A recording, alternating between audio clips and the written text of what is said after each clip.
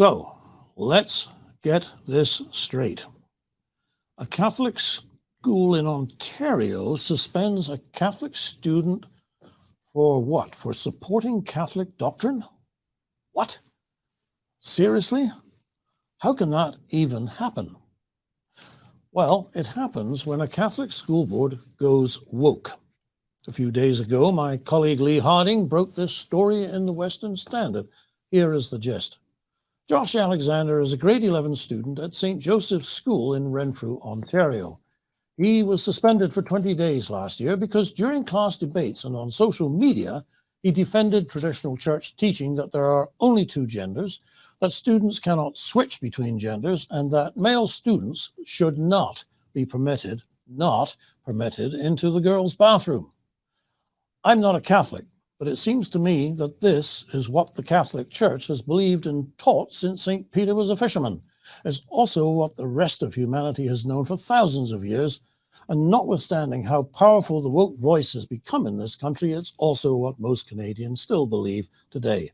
Isn't this what a Catholic kid should think? Are you getting this? It's now more important to the Catholic school board for their kids to be on board with wokeism than it is for board members themselves to be on board with Catholic orthodoxy, not to mention common sense. Now, young Alexander tells us he's not a problematic kid, which is interesting because if you have to deny you're problematic, somebody thinks you are. And Alexander apparently did organize a student walkout in regard for the principal's failure to address the concerns of a female student about the boys in the girls' washrooms. Yes, most principals would find that problematic. But good for him, say I, because what's really problematic here is that the Catholic board isn't standing up for their own Catholic doctrines. And you wouldn't have to be a Catholic to think that, or even an evangelical, which is what I am. You just have to be somebody who thinks boys and girls should use separate washrooms.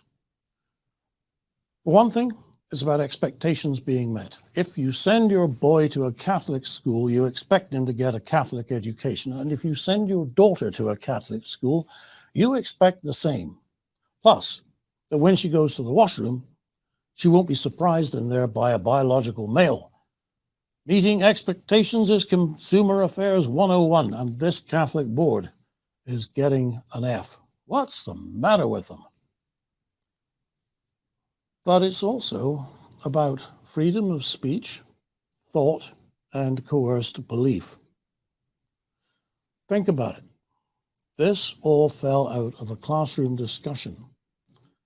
But if you're not allowed to disagree, maybe it was more like classroom indoctrination? Maybe indeed. According to Alexander's lawyer, one of the conditions of his return to school is that he submit. He has to skip classes attended by transgender students who disapprove of his religious beliefs. In other words, it's the Orthodox Catholic boy who is now the victim of discrimination at a Catholic school. Meanwhile, the people rejecting Catholic doctrine are just fine. The problem here is that in Canada today, it's not just the Catholics who are allowing themselves to be buffaloed. We all know that men don't menstruate. We all know that men can't have babies. We all know that allowing biological males to compete in women's sport just means biological women seldom win. Yet nobody whose voice matters, Jordan Peterson accepted, calls out this nonsense, and we let the people who spout it write the rules. That is, there are many professional and social situations where failure to agree with the standard lies means loss of employment or status. People have become like the crowd in the fable of the emperor's new clothes, afraid to state the obvious truth until a child blurts it out. That's how it is that when a kid's simple understanding turns out to be closer to verifiable scientific truth than his school boards, he's the one who's called problematic. Bottom line, ladies and gentlemen, I'm with the kid. And when it comes to stating obvious truths, maybe more of us should become more problematic. A lot more. Because if we don't, we'll soon enough find that we can't. For the Western Standard, I'm Nigel Hannaford.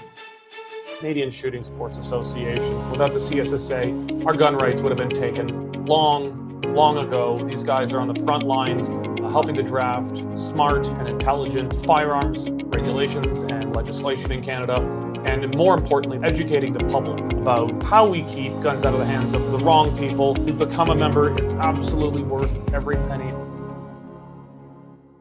You can become a Western Standard member for just $10 a month or $99 a year for unlimited access.